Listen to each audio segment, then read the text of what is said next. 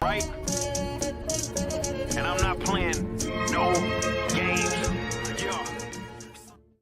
Greetings and salutations, everyone. I am Pops, and welcome to a special edition. I do not have my special edition graphic. I got to find someone to do it. You guys will be old enough to remember the old CBS special shows when they would have them on. It would spin around like that and go a CBS special. And I'm like, it's perfect for it to say a Pop special, but I don't have that yet. But it will come. It will come. Great things take time. Below me is Project Storytime, aka Josh. He is the co-host tonight. He is the reason that we're having this stream because he is the one who introduced me to an absolute fun blast of a comic book, The FUHRER and the Tramp. And we get to introduce you to two of the creators, Sean McARDLE and Jon Judy's with us. And we're going to talk about this. And I tell you what, guys, if you just want to take a break from some of the craziness, man, I don't know about you guys, but you just get caught up in all the stuff and crappy content and whatever it is. You know what? Let's just have some fun. Whether you like history, whether you like comic books, you like a little bit of both, like to laugh, it's a good comic book. So, Sean, let's start with you, man. Thanks for joining us, hanging in there with us. It's been great. Awesome. Jon, thanks for joining us and doing this thing. So, all right, gentlemen, let's go back to the beginning. It's probably with you, Sean. What was the moment where you're like, I'm going to write this on a napkin so I don't forget. I'm going to do something. I'm going to have this moment where, like, you know what? That's too good to let go. That's worth exploring. Yeah. When was that moment? Yeah, I remember pretty precisely. So it was like 2015, and it was a much simpler time, you know. The Interview with Seth Rogen came out. I don't know if you remember that movie. The Dictator? The Interview. The interview movie? Yeah. He's interviewing a dictator. Yeah, he was interviewing Kim Jong-un. And Kim Jong-un, this was during the Sony hacks. Remember he hacked the... And Kim Jong-un literally put a hit out on Seth Rogen. And to me, it was the craziest thing I'd ever heard of. But it was 2015, and I did not know what was coming. It seems so quaint now. Yeah, it was so quaint. But to me, it was like, Seth Rogen? He wasn't put a hit out on Seth Rogen? I kind of look like Seth Rogen, so I took offense to it and, thought, wow, how thin-skinned Hitler didn't even try to assassinate Charlie Chaplin when he made The Great Dictator. I was like, wait a minute. And, I talked to Jon about it, told Jon about it, and had this whole idea. It's like just having the idea, like it kind of comes almost fully formed. Like you can kind of see the beats. You can see the structure of this thing. So I pitched to Jon. And that's something I thought was big. The tone was immediately clear. Yeah. When he told me this idea, like right away, I could see plot points unfolding. I could see gags, and I could just sense the overall feeling of, Charlie Chaplin meets Indiana Jones meets Captain America. And I just right away could just sense that. I'm insanely jealous to this day that it was his idea. Well, rightfully so, because if we're going to put a hit out on Seth Rogen, and it's not for some of the movies that he's made, it might as well inspire great things to happen and good things to come out of it. So there we go. I like Seth. No. I said some bad movies. There's always going to be a bad one. It's like trying to. I have Ron Underwood on next week, and I'm like, I'm not going to hold it against him over the Adventures of Pluto Nash. We're not going to talk of Pluto Nash. We're not even going to bring it up that it ever existed. We're just going to stick to Tremors, City Slickers, and New Project. We're just going to. That's awesome. Yeah, we go. I can do this. Trust me. I worked in radio. I know the game. I know how we play it. So Jon, so you mentioned that it's one of those pitches. You knew. Have you and Sean had that kind of relationship for a while now, where you guys are pitching ideas back and forth, doing different type of projects together? We've had a collaborative relationship for quite a while and pitching ideas back and forth for quite a while. What was novel about that particular pitch was that it was a beautifully tidy and concise elevator pitch. Yeah. And again, this is something that took me a while to catch on to because our collaborations have gone back a while. Well, like Sean, like 2007, we really started working together. Probably even earlier than that. I think the only way that we actually kind of started gelling and becoming friends was pitching ideas. Yeah, that's true. Probably. And over most of that time, Sean's pitches were novel manuscript length. He had to tell you every plot point, every detail, and I would have to listen for a good 5 to 10 minutes to get to, well, what's the nutshell of the story? What's the nucleus of this story? What's the elevator pitch for this story? And somebody said, well, I got this idea I want to run by you. I had that feeling of standing on the edge of a cliff that I would usually have when Sean would say that. And I would look at my clock, the watch, and say, okay, go ahead.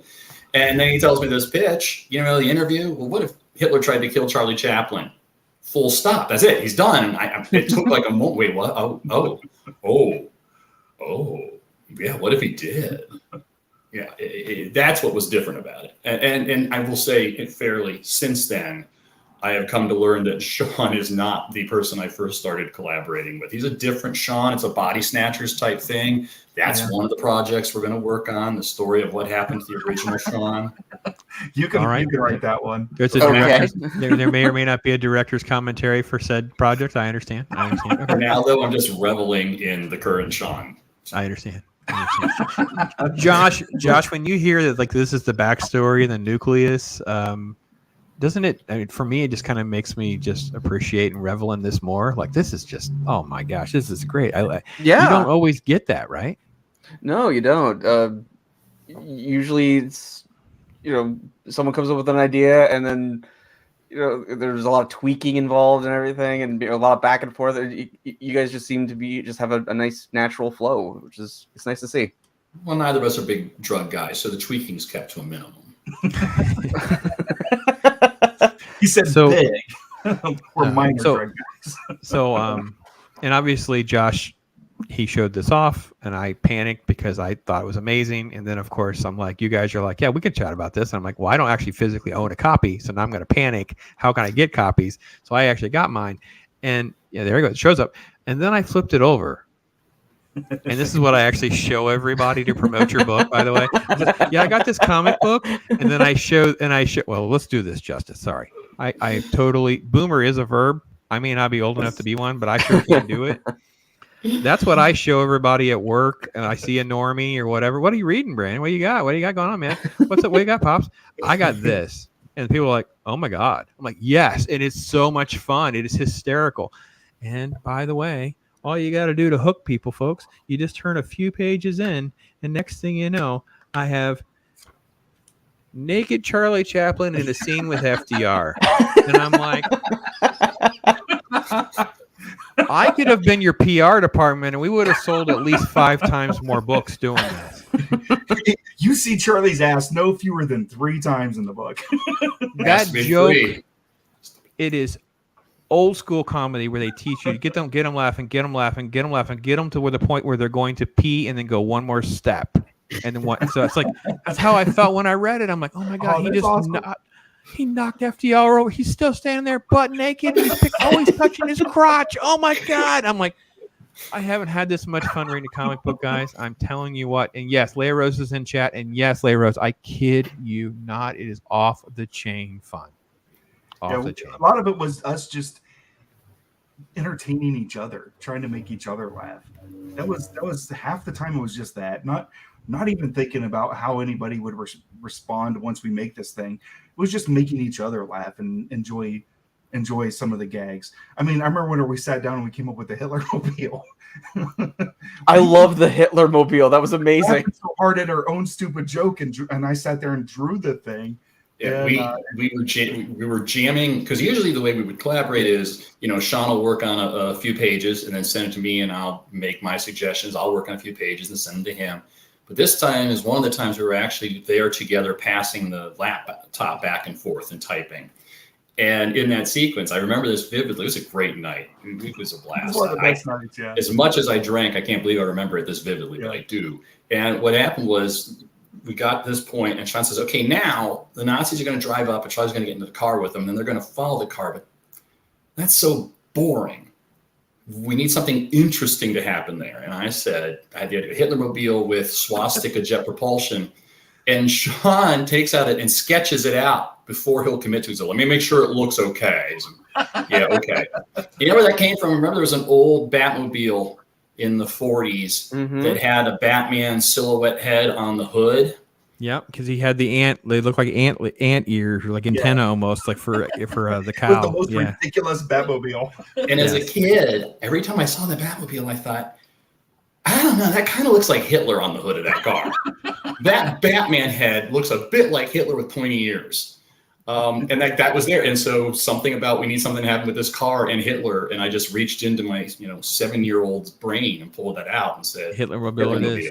Now, so here's the problem. As far as I know, maybe I'm wrong about the website. I don't believe I can buy a Hitlermobile T-shirt, and I don't know why. That's a good call. I don't.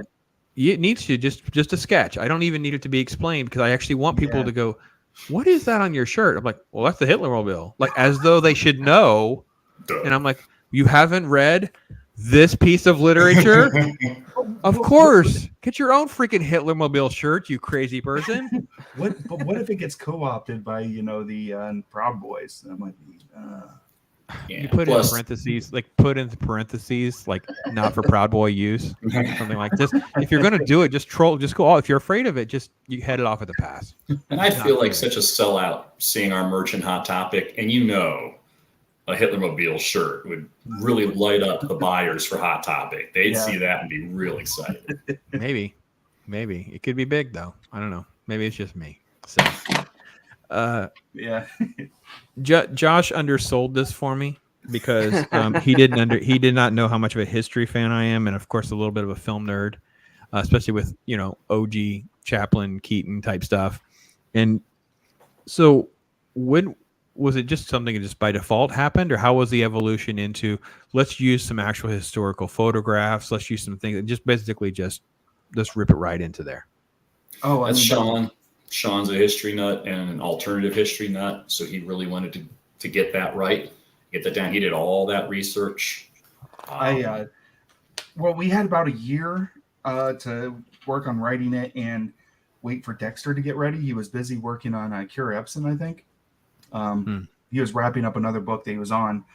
So I took that year to read Rise and Fall of the Third Reich and watch every Chaplin movie, read Hedy Lamarr and Errol Flynn's autobiographies, watch all of their movies that I could find, and just start pulling in all of this information and then also John and I would talk a lot about it. And John is as much of a Chaplin fan as I am, even more maybe. And he was pointing out in one of Chaplin's books about the iodine. I was like, oh, we got to get that in there. It'd be stuff like that, constantly just talking about plot points or just talking about Chaplin or talking about Errol Flynn. And right. It's just like the way we included Flynn, right? So one of our first story conferences, I guess you'd call it, we were talking about who's our cast of characters going to be, who's a Scooby Gang. And one of the things we both were like, well, it's a classic Golden Age Hollywood story with Nazis. Like Errol Flynn has to be there. Well, originally we were talking about Clark Gable. Right. And that was one of the things we talked about, is Flynn too obvious? And in the earliest drafts, Flynn was a Nazi spy. Yeah. Then Sean said, we were talking about how that was so obvious, and Sean said, let's pull back. Let's hint he's a Nazi spy. And then reveal he isn't, because but at the same time, that would be a little, a nudge, wink, wink to other film fans. Yeah. Other cinephiles who might be reading going, oh, cool, that's how you play. Like the Chaykin Black Hawk miniseries with the Death Mayhew character who was clearly Errol Flynn. That was my first understanding of the connection between Errol Flynn allegedly and Nazis. But if you know that, you're a film fan, you know these things, you're going to, they put that in there for me. Yeah. So generate these ideas that we knew as fans we'd like. Yeah. The Rocketeer also, that was obviously an homage to the film. That was an homage to Errol Flynn being a Nazi spy. But for me, reading My Wicked Ways, is that his book? I have it over here. Yeah, My Wicked Ways. So this is the Errol Flynn autobiography. I mean, he's just right up there. He's just saying, I'm wicked. And he is. He's like awful. He's an awful human being, but somehow really amazing at the same time. And what I gathered from reading that is this guy was such a narcissist and so much about Errol Flynn. There's no way he was a Nazi spy. He didn't care about anybody as much as he cared about Errol. Yeah, the ideology is not going to matter to somebody like, no one's going to love Errol Flynn as much as Errol Flynn loves Errol Flynn. Exactly. Gotcha. And so what a lot of that came from was he actually was in the Spanish Civil War. and some of the operatives that he worked with in the Spanish War turned out to become Nazis and Nazi spies, and some of his friends were. But there's no way Errol was. Errol was just there to get laid and look cool and shoot guns.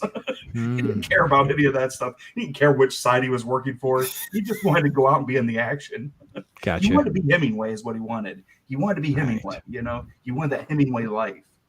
So, and so then trying to wrap that in and trying to get into Errol's headspace and finally get into a place in the book where I kind of finally got it, and like it just started flowing, and suddenly Errol's no longer a guy that I'm writing. It's kind of just flowing out. He's this character I'm transcribing. And that was the part with the mimosas. Do you remember that? Yes. I remember in the book, I didn't know any of that. As I mean, trust me, at this point, I was on to you, and like I know all the crap had to be historical. At this point, you aren't fooling me anymore. But I didn't know some of these things. Yeah. Like I just like, okay, you're just throwing things there for me. I'm like, okay, I'm picking them up. I'm picking up pieces. I'll have to get some translation later. Then I found the It's all director's over the commentary place. in the back. So yeah, The mimosas kind of wrote itself, and then after that, Errol just kept writing himself to the point where like the swerve of him actually being not a Nazi spy, but why he was spying, just became so human and relatable, and it's not really in the book. You know, that's not a part of Errol that you find in the book. But if you read it closely, it's kind of there between the lines. You kind of see this insecurity that he has, and this fear of not fitting in and not having friends and nobody accepting him for who he is, and everybody thinking that he's a braggadocious liar when he actually isn't.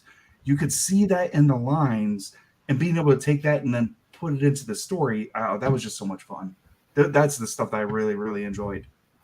similar situation for Hot Hetty. I was about to ask, like, what of all the classic Hollywood beauties, why Hetty? Why Not that I'm complaining. I'm not complaining. Hot Hetty. I had heard an NPR. There's an interview on NPR a couple years before about Hedy Lamarr and about her being an inventor and inventing like the technology that led to Wi-Fi. Yes, it came out around 2010. She's a fascinating person. And I know I was just totally fascinated by her after that, and so I kind of wanted a deep dive of her at that time. So she was always kind of percolating in my head, just like this. She was known as the most beautiful woman in the world at the time, but she took that as more of an insult because she wanted to be known for her brains rather than her beauty. And I think that was part of the reason she didn't have the career that she should have had, was because she kind of self-sabotaged a lot of times because she didn't want to play that role. She didn't want to be the buxom bombshell. She wanted to be known for her smarts and didn't just want to be, the hot woman in the movie. And I don't know, I just responded to that. And also we were looking for a Luke, Leia, and Han triangle. Right. So, I mean, Errol is the quintessential Han Solo. He's the beginning of Han Solo, and we have Luke with our Charlie. So it's like, who do we get as a Leia? Someone that is the one that actually hang with them. Voice. Right, because think about, I was going to say, who can hang with them? Because think about this. If it hadn't have been Hetty, I can only think maybe off the top of my head of one other Hollywood actress, Golden Age actress that could have fit that part, is like maybe Katharine Hepburn. That's what. Yep. You believe that she could keep up with Errol, she could keep up with Charlie, and she could kick butt. Yeah. Mm-hmm. But she doesn't quite check all those boxes in terms of Hetty as an inventor, Hetty as a scientist, Hetty as somebody who can be not just kick butt, but also be brilliant, and then also be, of course, a Hollywood starlet. Who else is there? Yeah. Plus, also, they had a relationship. All of them had a relationship for real. And so that was interesting, too. Like, reading this book, and also you read hers, she talks about Charlie Chaplin and Errol Flynn in her book. Errol Flynn talks about Charlie Chaplin and Hedy Lamarr in his book. They had a lot of, they ran in the same circles. And then also there's the whole Douglas Fairbanks thing with Errol Flynn. So, Douglas Fairbanks being his best friend for years. And then one thing we could never fit into the story was Douglas Fairbanks died while Chaplin was in production on The Great Dictator. And And they were very close. They were very, very close. And so we had scenes that we've written that with him talking to Douglas Fairbanks, and then also complaining about Errol Flynn, because Errol Flynn's kind of treading on Douglas Fairbanks' ground. He is the new Douglas Fairbanks. He's the new swashbuckling cool guy. And how much that kind of chafed on Chaplin. Well, we're just making this part up, but the fact that he died during production, that was real, and we wanted to fit that in, but we could never find a way to make it work. But it did inform Chaplin's reaction to Errol and his tension with Errol. Even though it might not overtly be on the page, it was always there in our heads while we were writing. Josh, as you got the books, you bought individual books. Did you get them one at a time? Well, Sean, I met you at a convention back in April of 2001, and that's how I discovered the book. And so I bought the individual issues for me, and I bought the trade paperback for my sister because she's also a comic fan. Oh, thanks. Yeah, it wouldn't have been out yet. The paper trade, the trade. What con was that? It was a Steel City Con in Pittsburgh. Oh, cool. Yeah, that was a good con. Yeah, I had a lot of fun, and me and my wife, we love going to, talk to the independent comic guys, because Marvel, DC, whatever. I'm almost done with them. So I like supporting the independent guys. And I met you and just the FUHRER and the TRAMP. What? it's a title that grabs you. Definitely, indeed. And Leah Rose, I'm going to answer your question. Let me make this bigger here. Look, this is a hard confirm for you. This is one of the images. There you go. Yep. That was definitely a swordsman. That was one of my favorite covers. Yeah, absolutely. Another one was Cary Grant. Yeah. Yeah, Cary Grant was tossed around in that idea too. We thought we could maybe play off of their common British ancestry, and that there might be something to that. We did start writing as Clark Gable, and then we went back and changed it. It was like a very early draft before before we got very far. Because we were also trying to figure out how to get Carol Lombard in there. Yeah. Right. Yeah. So let me ask about the sort of Schindler's List moment where you basically are going to give Charlie his motivation, right? So we got to have our little Schindler's List and literally move you to tears as Charlie's being moved to tears. It was so good, so powerful. Thank you. Sean, did you script that, or is that okay? So it was scripted. Right. Here's a bone of contention. Okay, here's what here we we agree go. upon. Here's what we know. Yeah. I scripted that part. In Sean's memory, I scripted it after a story conference where he basically described that entire sequence. In my memory, because in the very early versions of the draft, it was quite different. And in that scene, Charlie wasn't sitting down to work on the script. He was looking through the materials because in the original version, Charlie didn't want to make the movie. FDR had to talk him into it. Yeah. And so Charlie's looking at these materials that FDR gave him. And in my memory, we did the story conference, and Sean says, okay, and then we need to have some sort of motivation there when he looks at the materials. There has to be an aha moment. And so then as I was sitting down typing, I remember going, because it's a cliche of mine. I reach into my pocket and pull it out all the time. That scene in Ferris Bueller's Day Off when they're in the art museum. What's that art museum in Chicago? We went there. You took me there. Yeah. But anyway. The art museum in Chicago. Yeah, the art museum in Chicago.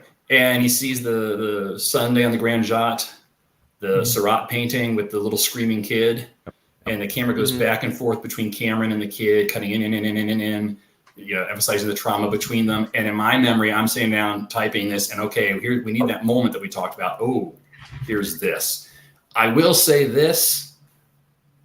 Outside of the fact that I memorized pi to 100 places in 5th grade and still can do it to 25, my memory is notoriously bad outside of weird little quirks like that. And so even though in my brain I can conjure that memory clear as day, I know objectively it was probably Sean's idea.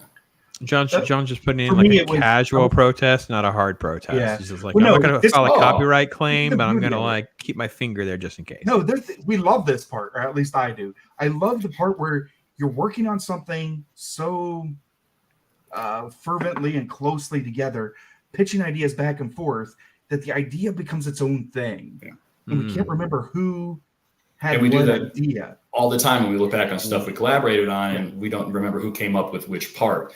So it's not unusual that we're not sure on the origins of specific things. What's unusual is that we both have a conflicting memory Yeah. about a specific Because thing. mine was Schindler's List, yours was Ferris Bueller, All right. which Awesome. obviously are equal movies. Those are perfectly normal movies to compare to each other. Yeah, so I was But thinking when you put it that way, though, it probably does explain where it came from. It was probably at the story conference, and you probably said something like, we need that Schindler's List moment. How about a little kid in a photo? Yeah. And then when I'm scripting it, I reached in my pocket and pulled out my Ferris Bueller ripoff, because that little bit is amazingly poignant. If you For put a it in John the right Hughes film, context. especially, by the way. Yeah. Yes. Yeah, oh, especially, yes. It's not just that. Okay, so getting what John wrote and seeing that and then reading through it, the one thing that was 100% John was crossing out the Great Depression and turning into the Great Dictator on the page. Oh yeah, And the yeah. typewriter. Very powerful. That was all John. And I remember reading that and being like, oh my God, because John could button the scene like nobody else. Trying to find that exact way to punch the scene and button the scene and close the scene and get on to the next scene, that's all John. John can really button the scene. Anytime that I've been able to do it, it's because I learned from him. So I want to just put a pin here real quick on Chris Perch's comment. He was just driving to say, hey, but he ordered a copy. Leia Rose asked where to get a copy. What's the best way to get you guys the best cut on someone buying a copy? I always ask it that way. The cut's always the same, but the Just didn't know. Amazon. It's kind of everywhere, right? So it's Amazon has it. I know Simon Schuster has stuff. You can go online to different outlets and get it. Yeah. Leia Rose. It's been out long enough now. It's pretty ubiquitous. You can get it pretty much anywhere. Whether you want single issues like Josh has, or you get the graphic novel. Either way. Well, Again, I got it from a convention. Yeah. The single issues are getting hard to find. Well, see, here's what happened. If this goes out of the story part. This is interesting at all. The very day that the first issue came out was a Tuesday. Comic book stores get their books on Tuesday. We went to our friend's shop, Tom, to get the box from the UPS truck to open it up, but fully aware that was the day of the shutdown. The shutdown started that Tuesday. Oh. So I went to his shop. We opened the box. We knew he couldn't really put them on the shelves or open the store for anybody to buy them, And what happened then was, if you remember, so that was March. Then April, May, June, there was no deliveries from Diamond. And there was no communication from Diamond at all either. Yeah, they went radio silent. Yeah, and then it was like August. Issues 2, 3, and 4 all came out all at once. Boom, just came in people's boxes. Just ended up with all 2, 3, and 4 right away. And then 5 just kind of rolled out a couple months after that. There was the whole release schedule was all messed up, and it really created a weird place with there's like 5 was way under ordered. The other ones were already ordered at that time, but 5 became really, really under ordered. So 5 is the hard one to find. Well, this one, I found this online. Someone has one out there. I'm like, there's allegedly only 50 copies of a Virgin cover? Of a Virgin cover, yeah. Yep. Wow, that's extremely rare. That's a beautiful. Wow. Yeah, I think I want a Virgin cover number 5, though. I want number 5, a Virgin cover number 5. I do not have that cover. I have the regular one. Yeah, they I only got 2 of them myself, and then I felt really bad because I at a con, I can't remember what it was. I think whenever I bagged them up, I accidentally didn't give a guy a number 1. Like I gave him 2 through 5, and then he kind of a little bit flamed me on Twitter or whatever, and I was like, oh, I just feel really bad, and I just sent him my Virgin one. So now I only have 1. Oh, gotcha. So Gotcha. Here's a real fanboy dork geek moment.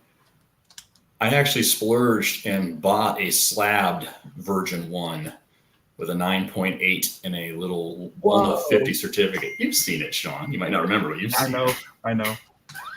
You may have the only one. Do you have the No, only no. CGC 8? 1 of 50. No, Yeah, no. at least. You may have the only CGC 9.8 of that Virgin cover. Well, I could be. That's true. But I'm trying to remember the exact terms. I think they promised you at least a 9.8 if you bought one of the fancy pants versions. Yeah, I think you're right. You're right, because it was they were already not slab, but they were in like really thick mylar. Those really thick ones I hate. You know, they can actually rip the book and try to put it in. That's what they sent them in, or at least my 2 that they gave me. Awesome. I'm cheating because I have a CGC account, so I was trying to see how many of them actually exist. Well, I was going to let Josh go ahead and transition a comment or so. So let's talk about cameos if we don't have another hard topic. Yeah, definitely. This book is riddled with fun Easter eggs and cameos and such. So did that just kind of come through the process? Because it sounds like the whole process was just like totally wide open for that to be a setting for those type of cameos. It was. You know, we were really aware of trying to tread that line and not become Forrest Gump, where Chaplin was teaching, you know, Elvis Presley how to dance or something stupid like that. So we would only use it if it made sense within the context and the framework, and especially if we could find a historical reference point for it. So, for instance, FDR. Apparently, there was some sort of encouragement or communication between FDR and Chaplin. As far as giving them the inspiration for it, that was like a little bridge too far. The Chaplin estate kind of flagged that one. So we rewrote that scene to become, and you know, I don't know if the scene became better. It became poignant in a different way. The original way it was written, I really enjoyed FDR's speech. John rewrote it and undercut it more, but did it in a different way. It was really cool how he just kind of folded it back in and was able to still give Chaplin the origin of the idea, but yet still be encouraging as it lays in the book. But so that was how we brought FDR into it, and it made sense. There was already some sort of pre-existing thing. The Ungentlemanly Warfare, that's like a pre-existing thing. You know, that John Pertwee was in it. Christopher Lee was in it. You know, they actually did have communication with Josephine Baker. But I don't know if those actual members, you know, the Ministry of Ungentlemanly Warfare was FDR Churchill's Wet Works team during World War II, for real. And within that team was John Pertwee and Christopher Lee and Ian Fleming, and also Ronald Dahl, Charlie and the Chocolate Factory. Really? I did not know that one. I did not know. I did not know that I either. figure out a way to make him work. But wow. BFG, man. BFG. Yeah, exactly. So it made sense to bring them in.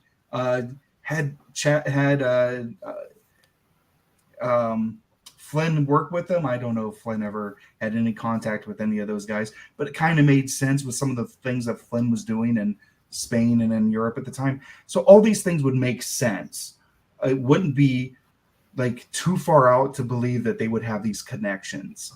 I also love that you had Ian Fleming dressed as James Bond. I appreciated that. Oh yeah, definitely. We have talked about doing a spinoff with the Ungentlemanly Warfare. Do it. Ministry of Ungentlemanly Warfare. I'm down for that. Yeah, let's do more of this stuff. And how we play it off. So much fun. I think the reason I bring that up is the way that I want to play off Fleming.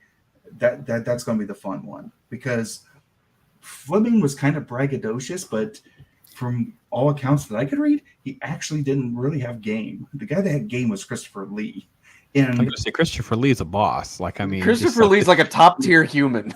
he yes, was. it's like I don't even understand why we're not like trying. If we even remotely are considering cloning humans ever, can we just make sure that someone figures out if there's anything of Christopher Lee that we can save? Let's start now, just in case. Just in Yeah, case. 100%. So We can just drop 100 Christopher Lees on some invading country 100 years from now. That'd be great. but There's your league. There's your comic book for you. Yeah, and I read that Christopher Lee was the inspiration for James Bond. Yep. That whenever he wrote James Bond, he was writing Christopher Lee. So I kind of want to play with that in Ungentlemanly Warfare, is like this idea of Fleming not really being Bond. He's kind of a phony, but Christopher Lee's the real deal. Like Fleming is the Charlie to Christopher Lee's Errol. Yep. That makes sense. 100%. Yep. Yeah. So Josh, did you have a favorite cameo besides that?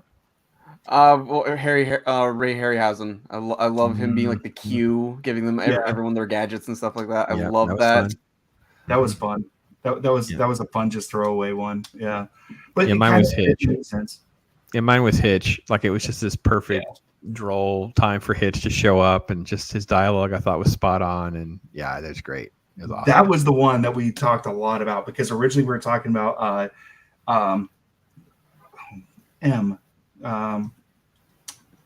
Fritz Lang. Oh, We were okay. talking about Fritz Lang. Oh yeah.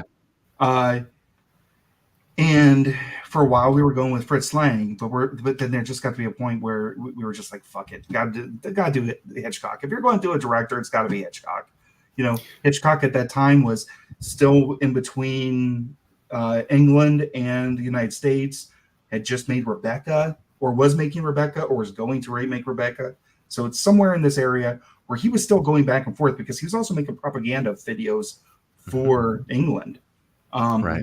So it made sense in our timeline. You know, it's like, Man loves cameos, so it seems appropriate that you give them another cameo. Yeah. So I think it's only appropriate. And that was another part of it, is Hitchcock has, I would argue, more of that iconic value. Yes. Where you see him and you automatically sort of associate a character with him because of his cameos, because of how Hitchcock presents, because he lived Just so the profile. long into the era of TV. You kind of you hear somebody, if they do a good job of writing Hitchcock's voice, you go, yeah, that's Hitchcock's voice. If I had been, writing for Lang, I don't know. I guess he would just randomly say "Sprechen Sie Deutsch," and I wouldn't have. I'm not sure I would have even gotten the Fritz Lang. Yeah, I wouldn't have known what to do. Yeah, I mean, I would know that you guys were up to something, so I was seeking stuff out. But yeah, Hitchcock just floored me. I was so good. Josh, you have something shared here. Do you want me to pull this up here? What are you showing me? This was some Photoshop that Chris Persia showing off. Is that on Twitter? Awesome. Yes, it is. That's all right. great. We'll have to redo our thumbnail, so we'll have that as our master thumbnail, because these folks are way better at this stuff than I am. So yeah, he raised the bar. In the background? Is that Nuremberg? Yeah, that's Nuremberg. I think so. Yeah, he did. Holy cow. That is glorious. That's incredible. And the people in the front. That was another fun one, was Leni Riefenstahl putting her in the book. That one delighted me to no end. Hail to Chris Persia for that. Good night. But we were talking about Hitchcock. We got to give credit though. The punchline for Hitchcock came from Tom, our buddy that owns the Comics, Cards, and Collectibles. I was wondering who came up with that last joke for him. It was Tom. That was all Tom. Who decided that if you get the graphic novel version, because I've outsold Josh to pick up another copy just to get all of the director's commentary, basically. Like, this is freaking great. Oh, thank you. You made my day, because I'm a film nerd and I love to watch like movies with the audio commentaries on and learn how things are made and inspirations. And so this was like, yes. Because I love that stuff. If you're going to have extra content, like if people had already bought the book, all the issues, and they want to buy the trade, I want to make it like additive, give them more of an incentive to buy it. And that's Something one special, way. yeah. Another thing, there's more pages. We had a chance to go back and point out some places where we could like sweeten the storytelling a little bit and make the storytelling a little bit better. Add a couple pages here and bridge some of the gaps. I'd also forgotten, like here, this is a cool one. like for just a random one. For instance, I had forgotten, like I was trying to do the old school Marvel thing where you have your splash page with the headline up there, Yep. Mhm. you know, and do a little Marvel, 70s Marvel kind of thing. Well, I forgot to do it in issue 4, so I had to have that done, which is a beautiful page, and it gives Yes, us it is. one punchline from the end. It gives us a little breathing from the end to the next page, which aided in the storytelling. But then what that did was it threw off our page count, so that double page spreads have to be even odd. Mhm. That Mhm. threw it Right. off. So I had to add. So anytime you do that, you have to add another page. So then looking through, it's like, okay, we need another beat here, and so that was this splash page, which I love. Yeah. They're It's fun. beautiful. Mhm. Yeah, And I will say the variation of colors throughout the entire story really just gets you immersed on the epic journey that we're on. Like it Oh, really thank does. you. I just love Thanks. that. I just love that conceptually. Like I think a lot of modern storytelling, they just don't understand that you just need the audience to just willing to get in the boat and go on with this with you. Like you got to get them to go with you. And sometimes you're just too busy. You're over talking. You're under talking. You're contradicting yourself. It's like no, I want to have fun. Yeah, You guys literally are just like I want to have fun. Like this was literally just want to have fun. So yeah, that's totally. absolutely awesome. Well, it was part of the thing that I devised because we had been working together for a while. John had we had written some things together. Then John went and he wrote a book called Swerve, and it's a wrestling noir, and it's terrific. It was a 6-issue series. 5, I think it ended up at. 5. I think. Okay, so 5-issue series. Within that same period of time, he just sat down, worked on that with Dexter, did 5 issues, did every issue, finished it, got it published, printed, optioned by Fox for a while, for a hot minute. And in that meantime, I had done 4 issue number 1s, complete issue number 1s, with a pitch with each one. And like, here's what my 4 issues are going to be. And then I would send those around to Dark Horse and Image and IDW and whoever, and either not hear anything back or get rejected. And then either way, I would get disenchanted. And then I'm like, okay, how about this idea? A new issue 1, new story, new characters, new pitch. Send that around and see if I could get anybody to bite. Nobody bit. Did that 4 times. That's 4 issues. And that 4 issues, John did in a complete story, and he finished it. He did a complete finished story. And I had 4 issue number 1s with no issue number 2s. So I sat down and I reevaluated the way that I write and create things. And I came up with a structure. Like, there's lots of books on writing comics, like Bendis's book. That's a great book. There's a really, really great one by Peter David. Peter David's is really good. Alan Moore, and one. I think it only applies to Alan Moore. I couldn't really take anything. But it's good. It's good. It's great, but it just applies to Alan Moore. Yeah.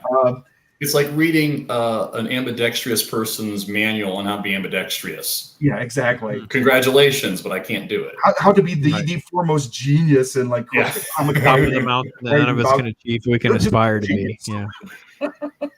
So I took everything from those, but I also took a lot of screenwriting books. Sid Fields, Robert McKee, even Aristotle, in the Poetics, and broke all those down. And I created my own system of like creating a 3-act structure across, what was ostensibly at the beginning was just going to be 4 issues. How you break 4 issues into a 3-act structure. With issue 1 is your first act, issue 2 and 3 is your middle act, and issue 4 is your third act. And then within each issue, pages 1 through 6, that's your first act. And pages 7 through 18, that's your second act. 18 to 24, third act. And coming down with this very, very structured way of approaching it. That way you could break down every page and know where you were going. And then we could hand those off to each other. So we know like pages 1 through 6 have to be this setup. And here's what the setup is. The setup is Charlie going to this, seeing that, doing that, whatever, boom, that's first act. And we know where our plot beats have to be. Page 6 has to have this happen on it.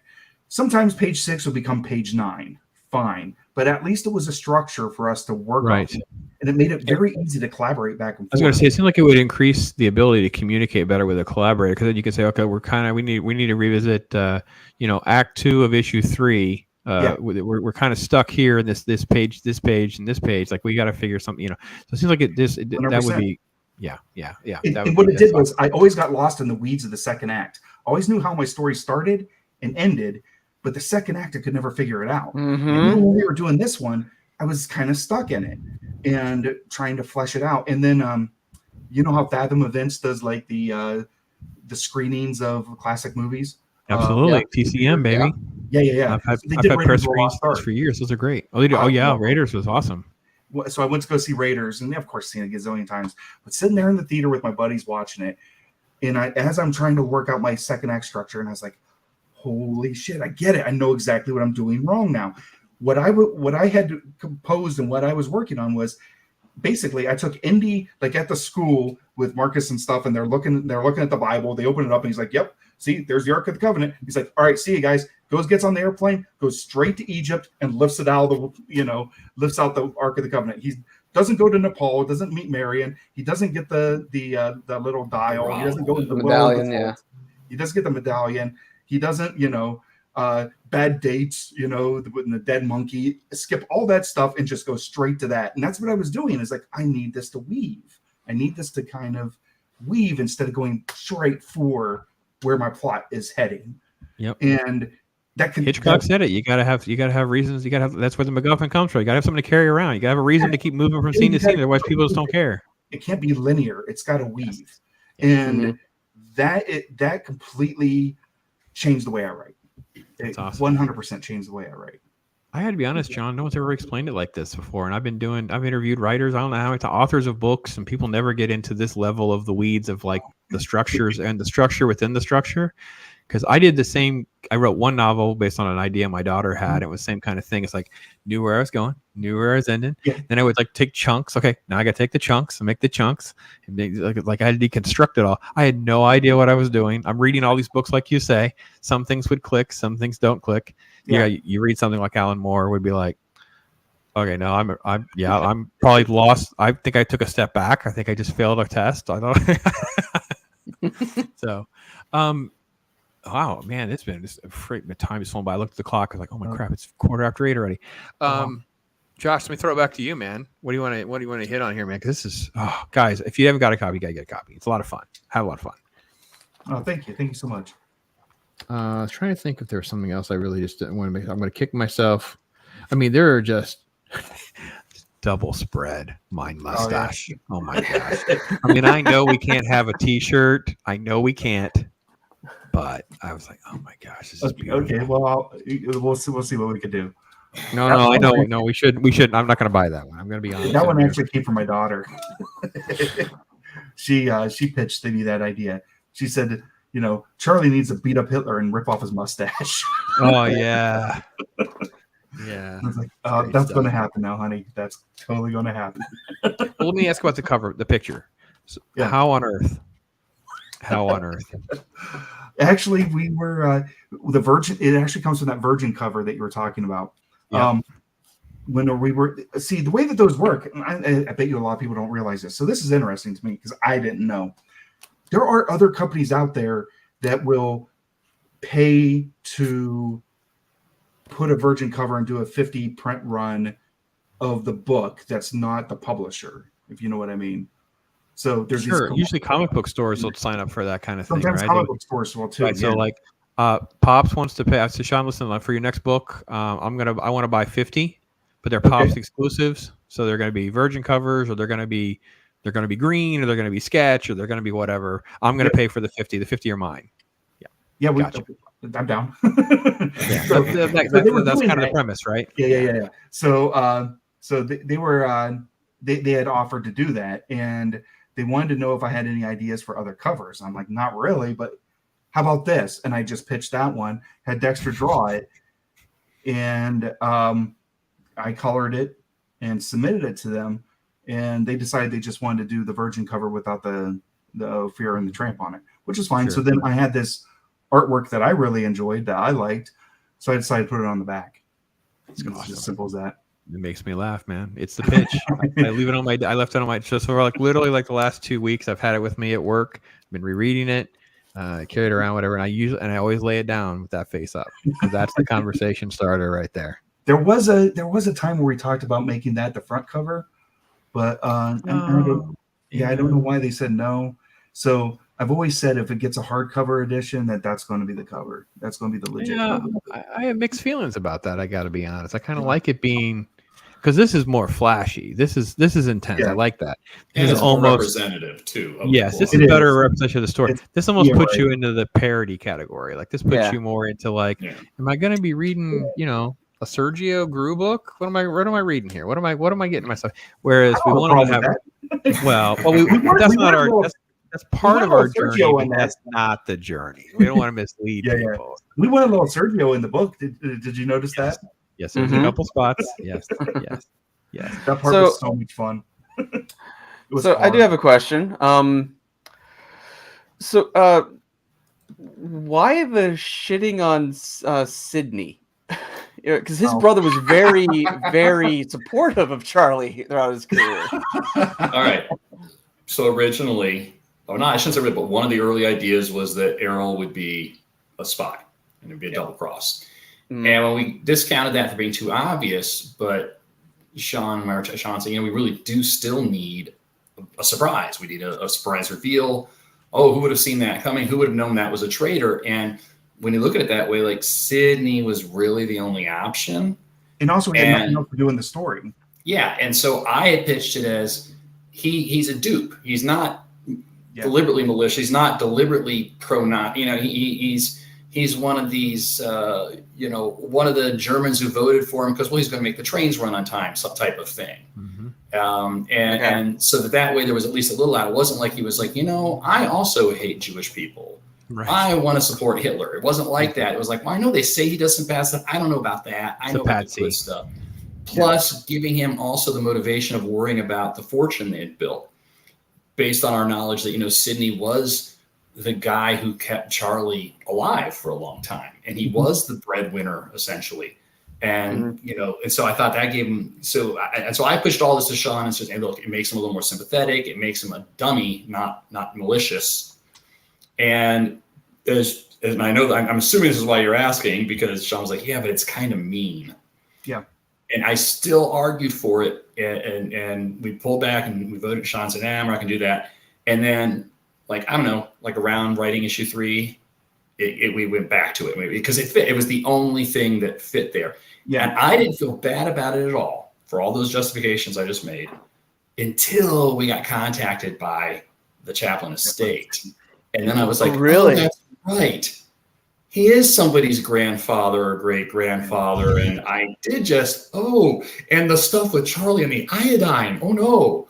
Like their family has seen this. Like, and me, I was just the opposite. I was like, their family has seen this. I will tell you what I liked about that though, John, is you guys nailed the voice of a lot of people in America who were like, oh, come on, it's not that bad over there. It's not this. That's how I read it. I read it as it was a representation of that alternate voice that we don't talk about. Like America loves to rewrite history to the point where we're willing to repeat it again. And it's like, this is one of those elements of like, wait a minute, this was a really powerful element to not leave behind. We really needed 100%. To have that included. So it all started with, we needed a traitor, but that sort of thing, like saying that was what I used to say, here's who has to be our traitor. And that's what tempered it for me. Exactly what you're saying, Pops, is realizing that within my own family. And it's like, I've got Sydney's in my own family, I've got guys that are just saying, it's not that bad. It's, and seeing it happen because we were writing this in 2015, 2016. So the evolution of it happening, remember, it starts out in 2015 as a Seth Rogen fluke joke. And by the time we're finishing writing it and political tensions are high, the world has changed. The world has already changed that drastically, that quickly. And we have Charlottesville and we have, it's like Nazis are real again, Yeah. Why tensions are crazy. This, So that's what tempered Sydney for me was and that's where I kind of came on board with it. It's like, oh, okay, he doesn't have to be a bad guy. He can just be my dad, Yep. you know? Yeah. Wrong. So they could be wrong. I was wrong. Now, listen, I underestimated the threat, the situation, whatever. Got myself caught up into a mess. Yeah, we've talked a lot about, like, well, maybe that's a spoiler if we ever do it. Oh, you'll get some inside information since you like it. We've been talking about doing it when we do. Did you see what the sequel? We've talked about the sequel. I know about the sequel. I didn't talk about it here, but yeah, we can drop the sequel information if you want. It's up to you guys. Yeah, I'm good. It's the very last page of the book. It's yes. We're talking about doing the Shogun and the Tramp. Yes. We're going to flip those roles where Charlie's the one that's broing down with the Shogun, that's broing down with Hirohito, and Sydney's the one who's like, he's kind of a dictator, and he's a really cool dude. That's pretty awesome, actually. I really like that idea too, and actually that kind of fits their personalities as well. Like I could see Sydney, like if you were wrong, so dramatically wrong about a war, like I was wrong. So like I was wrong about this war or whatever, and it's like, okay, well then you start to kind of get a little more antsy about like, well, maybe we shouldn't do wars again. Like let's be a little more skeptical of things. I want to learn from my mistakes and not like rush to do things. I could see both those roles flipping a little bit. That actually works really good, Sean. Good. John, and then Charlie would all be like, you guys can fight out who gets he's credit. Really fun to hang out with and do sake bombs and go to sumo matches. He's a rad dude. I have a question I didn't want to leave behind. I want to make sure I got to was, I know Sean, you did an interview that I caught. You talked about it briefly, but I wanted to take some footage on my channel as well for folks. And I know Josh, you also are a writer, so talk about the licensing nightmare and trademark, because when you talk about trademark, it really hit me like a lead balloon. Like, oh, because people are dying and chomping at the bit of everything Marvel, DC related, Disney. You know, Mickey Mouse will come out of copyright. And I said, oh, wait a minute, there's so much more to this because of trademarking of how this is all going to play out. And you kind of wandered into those waters and didn't even. You just got lucky in a lot of ways, but tell the stories. Yeah, we did and we didn't. So we first started this, so 2015. Before I really committed Dexter to it and everything, I hired an attorney. It was $500 for an hour, from Burbank, and she was an entertainment attorney, and talked to it. And then she wanted me to do have a retainer, and the retainer was going to be like $8,000 or something like that. I was like, Jesus Christ, that's almost as much as the book. So I didn't take the retainer, but I got enough information from her that I was able to make a decision on it. Which what she had said was, okay, Chaplin Estate, which was Bubbles Incorporated, is located in Switzerland. So Chaplin was, blacklisted and kicked out of the United States, moved to Switzerland. That's where his estate is. International estate and for doing an international thing would be very difficult, especially since the most litigious laws are in the United States. Mm-hmm. Well, since his estate is in Switzerland, their laws are like more lax. Plus, also, that's going to get really, really expensive, becoming international law and fighting back and forth about it. So they're probably not going to do anything about that. It's a comic book. If we're making a movie, maybe so, but it's a comic. And, there's not millions of dollars involved in this thing, so they're not really going to care. Also, it's a comic book. They're in Switzerland. You're in the United States. It's not going to get in. It's not going to be distributed in Europe. They're probably not going to see it. It's all cool. So this is the information I got. But she's like, but, to be safe, hire us as a retainer, $8,000. Like, all right, I don't. $8,000 buys a lot. You told me I won't really need you much, but by the way, give me $8,000 and I'll make sure. Exactly. So, but did you contact Hitler's I'll do it for free, Sean. I'll do it for free. I'm going to do it for free. Well, that was some of the other stuff. Okay, so they're all public figures. So there's a lot of leniency there because they're public figures. Right. Chaplin's a public figure. Hitler, definitely, you don't have to contact his estate. He's just a straight up public figure. Same thing with Hedy Lamarr and Errol Flynn. They're public figures. Once they're dead too, the laws get way more. It's not relaxed, but it's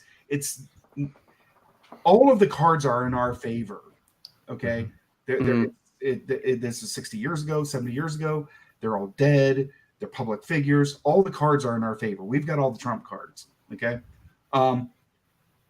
So that's the information I go out with.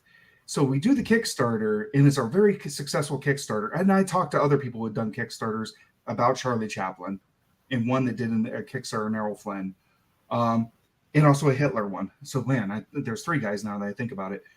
None of them had any problem whatsoever. So I was like, okay, it sounds good. But my Kickstarter was way more successful than theirs.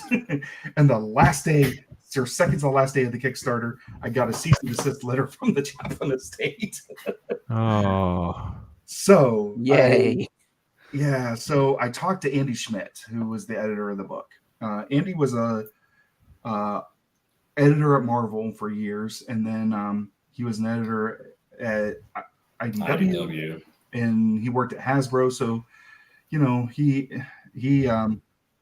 I knew that he would be way more knowledgeable about than I would, and give me better advice. And he put me in contact with Source Points. He was starting to work with Source Point at the time. So he put me in contact, and this is without any kind of deal in place or whatsoever, just out of the kindness of their hearts. He put me in contact with Source Point's lawyer. And so there's George Geddes. And George Geddes came down, drove 2 hours. He was already visiting somebody in Cleveland, but then he came down to Canton to visit me. We sat in a Starbucks and talked for 2 hours. He didn't charge me a dime for any of that.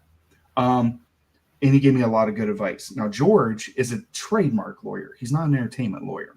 He's all about trademarks and IPs. Whenever, you know, we're going with Chaplin and stuff, that's all one thing. But as soon as you put that TM next to it, as soon as you're a registered trademark, we're not talking Charlie Chaplin. We're talking Nike. We're talking McDonald's logo. We're talking, you know, the Apple logo. This would be like if I took Ronald McDonald and put him on the front of my book and said Ronald McDonald and the Tramp, you know, or the Fuhrer and Ronald McDonald, you know. I would pay to read that, by the way. I know, right? Or, you know, that you're in a different ballpark, and at that case, you went from playing checkers to playing chess, and they win. You've got all pawns, and they've got all the pieces, because trademarks are very litigious, and they will lose money to reinforce their trademark because they have to prove that they are enforcing their trademark. If they show so Charlie Chaplin, right? So Charlie Chaplin can be a public figure, and we can use him. Yep. But the little Tramp, Yep. You slap that mustache and that suit and that cane on him, and you put Tramp in your title. It would be the difference between writing a book about Walt Disney and writing a book that stars Donald Duck. You're out of luck. Now you're Gotcha. Okay. So what happened was we went back and forth with that, and just, you know, kind of like it was a tense period of time. Because here I put all this effort into making this thing, had this successful Kickstarter and stuff, and then it just might die on the vine. And but you know, even if I had to refund everybody's money, I was still going to print a couple just so I could have them. I was just doing it for me anyway. You know, I just wanted to hold it in my hands. I wanted to have my own book that I could hold in my hands and and read. So even if I could only like vanity press 3 of them, I would. And that's where I was thinking. That's where I was in my headspace. Like, oh, shit, I'm just going to get 3 of these things. One for me, one for John, and one for Dexter, and that's it. They're going to cost $100 each to print. But you know, that's the end of it. But John wrote a really awesome letter, which is in the intro to the Kickstarter trade paperback, not this one. And I think we sourced it elsewhere. It's abridged because it was more specific to the Chaplin estate. Right. And it was beautiful. It was remarkable. A beautiful letter, basically just saying, you know, begging. Hey, what's that? Begging. It was basically begging. Like, please let us do this. It's like, we're inspired by your ancestor. We're inspired by Charlie Chaplin. We're not going to fight with his grandchildren.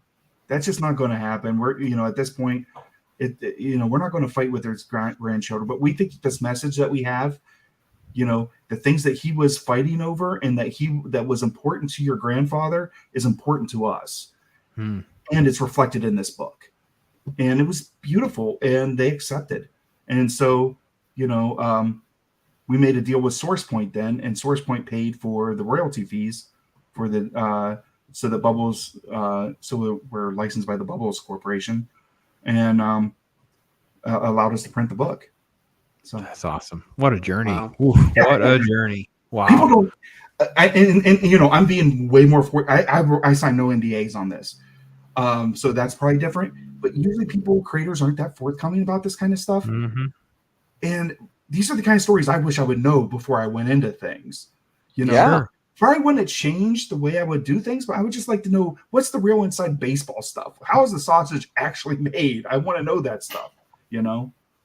Yeah, I went through the same thing again for that. I mean, again, I'm not going to try to compare the incredible work that you guys did to some novel that I did, but I had song lyrics in the original manuscript, and it was like I had the I had the print rights for some of the lyrics for the book, but then a couple of them kept coming back because they were so split. So it'd be like, yeah, this is the artist in the studio. However, a third of it goes to here, and 10% goes to here, and 5% goes to here, and we don't even. They're completely unrelated. Good luck trying to track them down to get permission, and like the whole thing would fall through, and you're like, oh crap, oh man. So you'd be like, okay, well, I can't do this. What can I do? So yeah, there are little things like that. What's that? How does that work with song lyrics?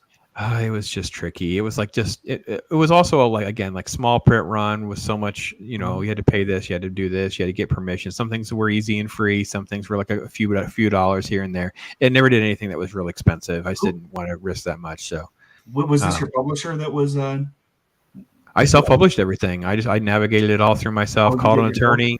Yeah, I called an attorney and got advice when I got the letter back, and it would say, well, yeah, you know, it's one of these things where they have like ghost writers and things like that. It would be like, I recorded the song, Sean, you're listed as the guy who wrote the lyrics, but unbeknownst to what we know publicly, John actually co-wrote. He gets 15%. Right. So the 15% is not public. Then whenever I go to ask you permission, oh yeah, by the way, John also gets 15. You got to get his permission, but he's not associated with our company anymore. And it's like, oh man, give me. But then also on us. But see, that what I've understood about like song lyrics is if like you could take the song lyrics out and put a different song in, then you can claim fair use because your work isn't dependent upon the song or on those lyrics. Yeah. Pieces of it were fine. Some pieces weren't. It was the part of it was the character's motivation tied to the song and things like that were the issue for the story. It was ingrained more. Yeah, it really was. Yeah. So awesome. Well, this has been amazing, guys. I appreciate you guys, your time and transparency and all that and that kind of thing. Before we close completely, you got Josh, anything else, Josh, before I kind of ask him a little closing question? I just wanted to ask what was your like main direction for Dexter for the art, because the art is just gorgeous throughout the whole book.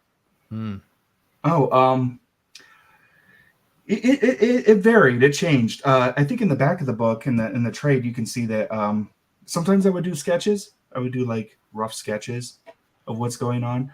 A lot of photo reference, like almost every panel had photo reference.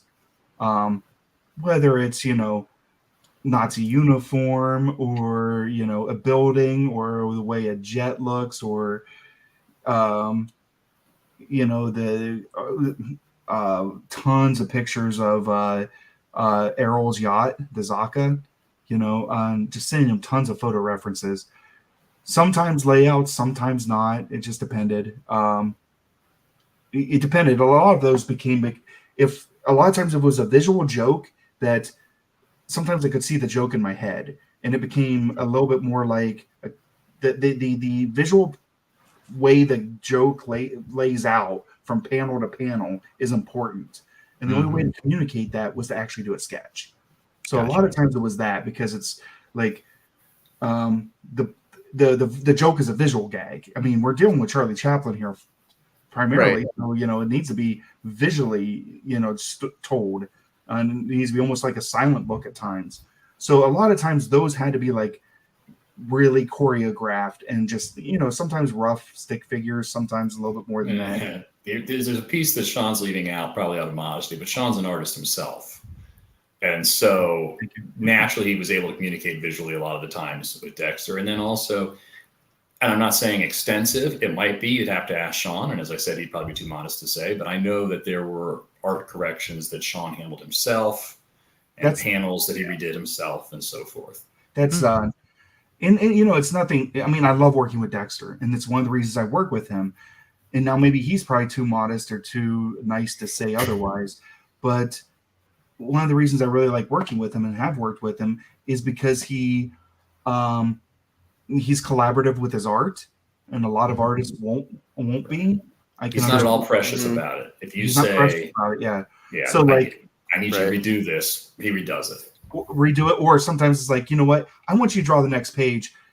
I know you don't like drawing backgrounds or cars. I'll draw that car. I'll draw that background. Gotcha.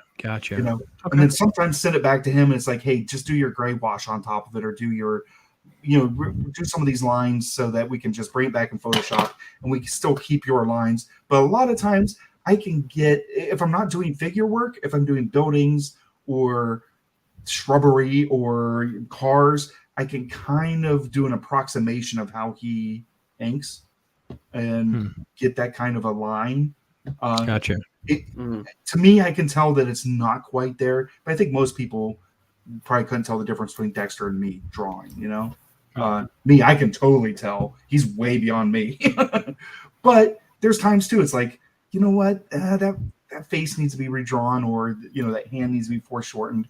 And he doesn't get all offended if I redraw a hand or I redraw, or, you know, plus also I'm coloring it. So there's another layer of information going onto it where I'm adjusting things and changing things in the coloring process and the lettering process. So sometimes a word balloons just don't fit, and maybe I have to resize things and move things around and, you know, redraw something here just so that I can get, you know, my word balloons to fit. That was like a case, like there was this one right here where I really wanted, where am I at? Oh, you can't see it.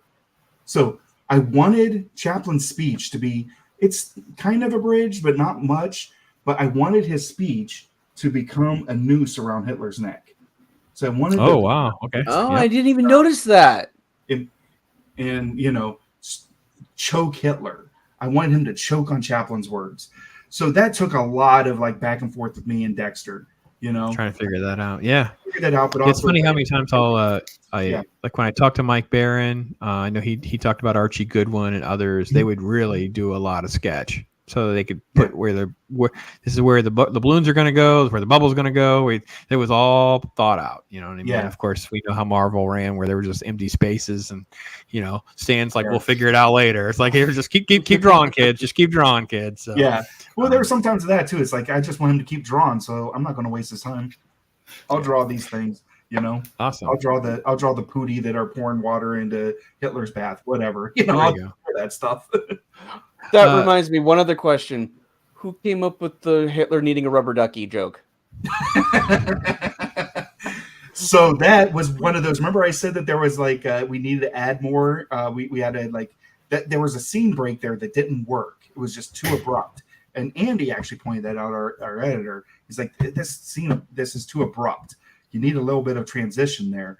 So then I wrote the transition and worked that out. And he also, Andy said, was like, you have an entire issue where you don't see Hitler. And like, I remember Andy saying to me, is like, think about Star Wars. Every 10 or 15 minutes, you check in on Darth Vader and see what Darth Vader's up to. Either he's choking a dude out, or he's, you know, assaulting his daughter with a robot with a needle on it, or he's doing some bad shit. So you're just always reminded he's doing bad shit while the guys are doing their stuff. You need Hitler doing something. He probably didn't say it like that, but, you know, he said something similar. And so I was just trying to think about it, and I was like, you know, it'd be really funny if Hitler was taking a bubble bath, and I could plant in the idea of him having a fake mustache. And so whenever he's getting shaved, they shave him, and then they take the mustache off and shave underneath and put the mustache back on. Because not only did it plant that he has a fake mustache, so when he gets his mustache punched off, that gets planted in the story earlier, but also it kind of makes it becomes a little more infantile. You know, it elevates the narcissism. It elevates just the mental illness that the dude would have. It's like, oh yeah, he's so fake and phony. He's fake, even his own mind. A world leader going to such elaborate lengths with hair to cover up his shortcomings and spray tans. Absurd. As long as there's rubber duckies involved, it's all good. That's all. Yeah, that yeah. matters. So the ducky was fun. So if you What's, said, "Oh, man, might as well what have a is rubber ducky." what is the next projects that you guys kind of got in the works? If you can tease anything. We're working on a screenplay for Swerve.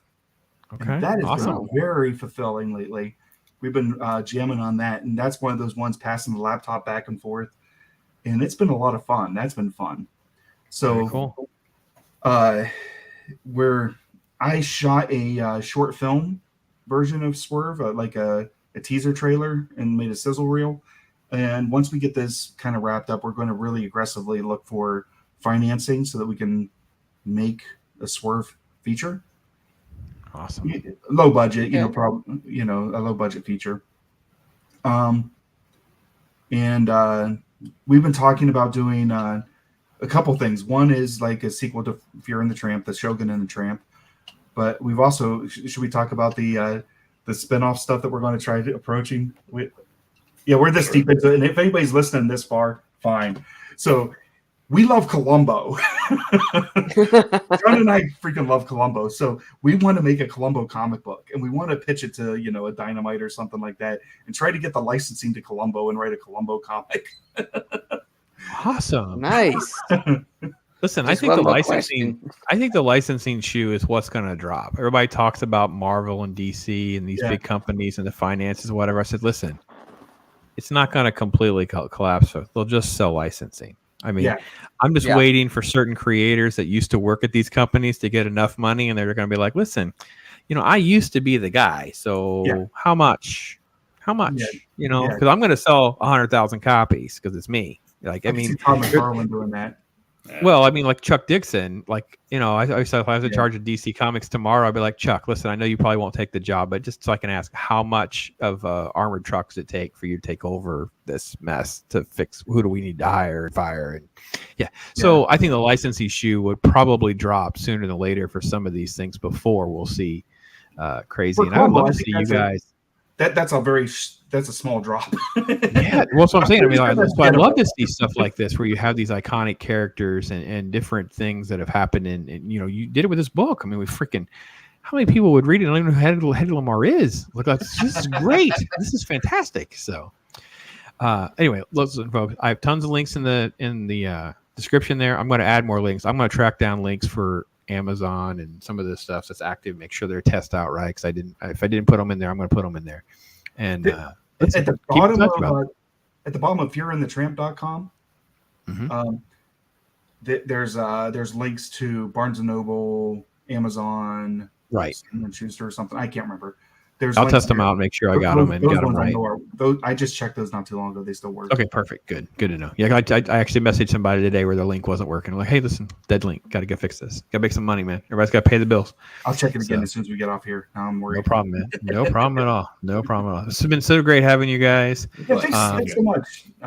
And it all goes back to Josh. It's been a thrill to have someone like Josh who basically just kind of started the ball rolling with just a random show. And this is why I've been doing it too. I did one again last night where I just said, I'm just going to chill. Let's just do stuff. You never know where it'll go. You never know what people want to talk about or whatever. Next thing you know, and I get a chance to meet you guys and learn about a possible Columbo comic.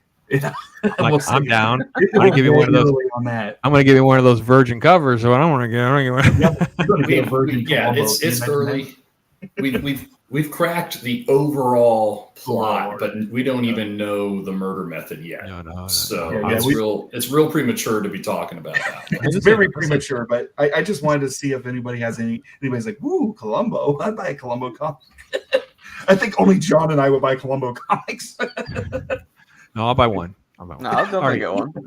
Yes. All right. So listen, folks, we're gonna wrap there. Say thanks to these guys so much. Hang after our little out credit scene shot or whatever we're gonna do here real quick. All right. I gotta scroll up and listen, guys. Make tomorrow better than today. Be blessed, be chill, talk hard, have fun, and make the world a little better than it is today. All I do is chill.